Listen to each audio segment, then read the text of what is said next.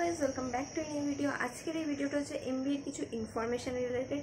আমি এর আগে অনেক ইনফরমেশন রিলেটেড এমবিএর ভিডিও বানিয়েছি, বাট প্রত্যেকটাতেই আমি নতুন কিছু না কিছু জানিয়েছি। তো আজকের এই ভিডিওটাতেও আমি নতুন কিছু ইনফরমেশন জানাবো। আমি যদি সব কিছু একটা ভিডিওতে বলতে যাই না, তাহলে ভিডিওটা প্রায় অনেক লম্বা হয়ে যাবে। সো আমি ভেবেছিলাম পার্ট পার্ট করে বানাবো। সো আমি সেরকমভাবে অনেকগুলো পার্ট অলরেডি শেয়ার করেছি ইনফরমেশন রিলেটেড এমবিএর। সো এটা হচ্ছে লাস্ট পার্ট।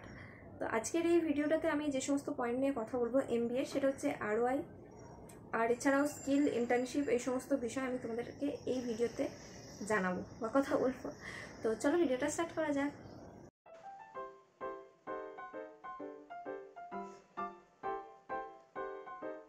ফার্স্টে যেটা হচ্ছে ফিজ। আমি তোমাদেরকে ফিজটা এক কথায় বলে দিই। ফিজ হতে পারে 5 লাখ থেকে 25 লাখ অবধি। 5 লাখ টু 25 লাখের ওপর ভ্যারি করে এমবিএর ফিজ। মিনিমাম হচ্ছে 5 লাখ, ম্যাক্সিমাম হচ্ছে 25 লাখ। মিনিমাম 5 লাখটা হচ্ছে টায়ার 2 কলেজের, ওকে, টায়ার 3রও নয়, টায়ার 2 কলেজে মিনিমাম হচ্ছে 5 লাখ, 5 to 8। তো তোমরা যদি ভাবো যে এমবিএ করবে, তো তোমাদের বাজেট আমার মতে রাখা উচিত 8 লাখের মতো। 7 to 8 লাখ অবধি তোমরা বাজেট রাখো।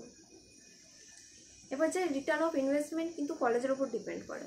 এটা আমি তোমাদেরকে অনেকবার বলেছি হয়তো, বাট আরওআই যেটা থাকে সেটা হয়তো তোমরা জানো যে রিটার্ন অফ ইনভেস্টমেন্ট, এই আরওআইটা কিন্তু ডিপেন্ড করে পুরোপুরি কলেজের ওপর।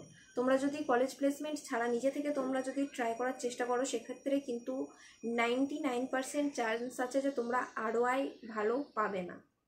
যদি কলেজ থেকে দেয় সেক্ষেত্রে কিন্তু তোমাদের আরওআইটা ঠিকঠাক থাকবে, কারণ সেটা কলেজে দেখছে। কলেজ তোমাদের কাছ থেকে ফিজ নিচ্ছে, তো সেই ফিজ অনুযায়ী তোমাদের প্লেসমেন্ট দিচ্ছে। কিন্তু তোমরা যদি নিজে থেকে চেষ্টা করো, তোমাদের ফিজ অনুযায়ী কিন্তু তোমরা পাবে না, যেটা কোম্পানি চাইছে সেরকমই তোমাকে দেবে। সো আরওআই ডিপেন্ড করে পুরোপুরি কলেজের উপরে। Skills over degree. ডিগ্রি দেখো, যদি ওয়েস্ট বেঙ্গলে দেখো অনেকজনের আছে, অনেকজন এমবিএ করেছে। সো তাদের মধ্যে স্কিল কজন আছে যদি ধরি, প্রায় 6 লাখ জন। 6 লাখ আমি স্টুডেন্ট ধরলাম, প্রত্যেক বছর 6 লাখ স্টুডেন্ট পাস আউট করে। এবার ওই 6 লাখের মধ্যে তুমি যদি দেখো যে কতজন স্কিল আছে, কতজন অ্যাকচুয়ালি যোগ্য, সেই হিসেবে যদি তোমরা ভাগ করে দেখো, তাহলে দেখবে মাত্র 1 লাখ হয়তো স্টুডেন্ট আছে যারা অ্যাকচুয়ালি যোগ্য জব পাওয়ার, যারা এমবিএ স্টুডেন্ট হিসেবে ঠিকঠাক আছে। সো 1 লাখের মধ্যে হয়তো 70 কি 80 হাজার জন জব পায়। তো তাদের মধ্যে কি থাকে, ডিগ্রি তো সেই 6 লাখ জনের আছে, তাদের মধ্যে কি থাকে যে তাদের ডিফারেন্স, সেটা হচ্ছে স্কিলস। তোমাদের স্কিল থাকতে হবে, এক্সট্রা কারিকুলাম অনেক স্কিল তোমাদেরকে রাখতেই হবে। স্কিলসের মধ্যে আমি তোমাদেরকে কটা এক্সাম্পল দিয়ে দিই, যেমন হচ্ছে অ্যাডভান্স এক্সেল, তারপর কম্পিউটারে বেসিক কম্পিউটার কোর্স। এগুলো হচ্ছে বেস্ট স্কিল যেটা তুমি তোমার পাশে রাখতে পারো আদার দ্যান ডিগ্রি। তাছাড়া ইংলিশ কমিউনিকেশনের একটা কোর্স তুমি করতে পারো, সেটা অনলাইনে করতে পারো, অনলাইন থেকে সার্টিফিকেট জোগাড় করতে পারো ফ্রিতে। সো এরকম ইংলিশ কমিউনিকেশন, বিজনেস অ্যানালিটিক্স, এসব ছোটোখাটো কোর্সগুলো তো অনলাইনে যেগুলো থাকে সেগুলো করতে পারো, যেগুলো তো free course, free certificate distribute হয়, সেগুলো করে রাখতে পারো। সেগুলো হচ্ছে স্কিলস। এবার যে ইন্টার্নশিপ ইম্পর্টেন্স, এখনকার দিনে ইন্টার্নশিপ খুব ইম্পর্টেন্ট। ইন্টার্নশিপ ছাড়া কিচ্ছু হবে না। তোমরা যদি ভেবে থাকো যে এমবিএ করবে, 1 বছর গ্যাপ তোমার হয়ে যাচ্ছে, তো তোমরা চেষ্টা করো গ্র্যাজুয়েশনের পরে কোনো একটা জায়গায় ইন্টার্নশিপে ঢুকে যেতে।